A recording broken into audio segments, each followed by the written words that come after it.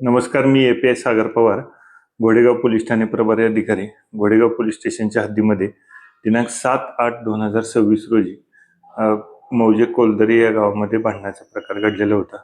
किरकोळ वादातून हा एक गंभीर घटना त्या ठिकाणी घडली. जे जखमी होते, जखमींना स्थानिक नागरिक आणि पोलीस प्रशासनाने तात्काळ उपचाराकरता पुणे मंचर या ठिकाणी ॲडमिट केलेलं होतं. दरम्यान ह्या घटनेमध्ये जे जखमी शिवाजी काळे होते त्यांनी याबाबत फिर्याद दिली. त्याप्रमाणे आपण दिनांक 7/8/2026 रोजी खुनाचा प्रयत्न याबाबत गुन्हा दाखल केलेला होता.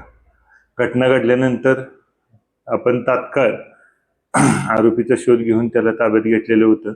आरोपीला ताब्यात घेऊन आपण या गुन्ह्यामध्ये अटक केली आणि अटक केल्यानंतर मान्य न्यायालयाकडे हजर केले असता न्यायालयाच्या आदेशाप्रमाणे आरोपीला आपण येरवडा कारागृह येथे जमा केलेला आहे. ह्यामध्ये असं झालेलं आहे की आरोपीनं त्या फिर्यादी यांच्या घरासमोर काहीतरी ठेवलं असं दुसऱ्या एक त्रयस्थ व्यक्तीने त्या फिर्यादी यांना सांगितलं आणि त्यामध्ये या ज्या घटनेमध्ये मयत महिला आहेत सुमन काळे यांना ते समजलं. मग त्या विचारायला गेल्या आणि ते काय ठेवलं होतंस किंवा काय याबाबत विचारणा करायला गेलेलं असतं. तिथं वाद झाला आणि त्यामध्ये त्या आरोपीनं त्यांना त्या ठिकाणी जे फरशी आणि जमीन होती त्यावरती आपटून तसंच लोखंडी एक रॉड होता त्यानं मारहाण केलेली आहे. आणि हे मारहाण करत असताना जे आरडाओरड झाला त्यावेळी ते तेथील नागरिक तसेच हे जे मयत महिला आहेत सुमन काळे यांचा मुलगा आणि पती हे देखील तिथे गेले. त्यांना सुद्धा त्यांनी मारहाण केलेली होती.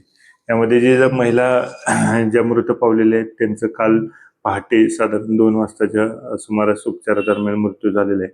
त्याबाबत आपण जी काही कागदपत्रे आणि पुरावा मिळाला त्याप्रमाणे आपण त्यामध्ये खून याप्रमाणे BNS 103 प्रमाणे कलमवाढ केलेली आहे. त्यामध्ये याबाबत साक्षीदार वगैरे यांच्याकडे सखोल तपास करून जास्तीत जास्त सबळ पुरावा उपलब्ध करून आणि घटनेचं मूळ कारण यामागची काही पार्श्वभूमी आहे का याबाबतचा सखोल तपास केला जाईल आणि त्याप्रमाणे दोषारोपपत्र न्यायालयात सादर होईल.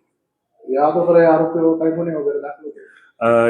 अगोदर या आरोपीवरती सध्या तरी आपल्याकडे अभिलेख पडताळ असतं. काही कुठला गुन्हा गंभीर गुन्हा किंवा कुठला गुन्हा दाखल असलेल्याची माहिती प्राप्त नाही.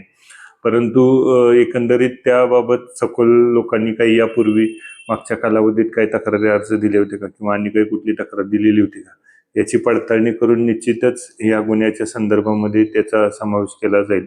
आणि यामध्ये अजून कोणी आरोपी असेल त्यांना सुद्धा त्याप्रमाणे आपण अटक केली जाईल आणि त्यांच्यावर सुद्धा कारवाई केली जाईल.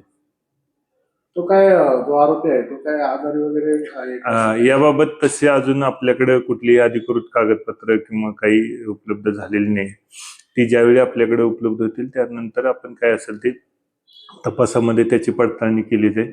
पण तुर्तास आपल्याकडे जी माहिती उपलब्ध होती त्या आधारे आणि जे कायदेशीर प्राथमिक तपासामध्ये ज्या गोष्टी होत्या त्या नमूद करून आपण कोर्टापुढे हजर केले होते. कोर्टाच्या आदेशाप्रमाणेच आपण त्यांना येरवडा मध्यवर्ती कारागृह येथे जमा केलेले आहे. जर आवश्यकता वाटल्यास पुन्हा त्याची कस्टडी घेतली जाईल आणि पुन्हा अधिक तपास केला जाईल.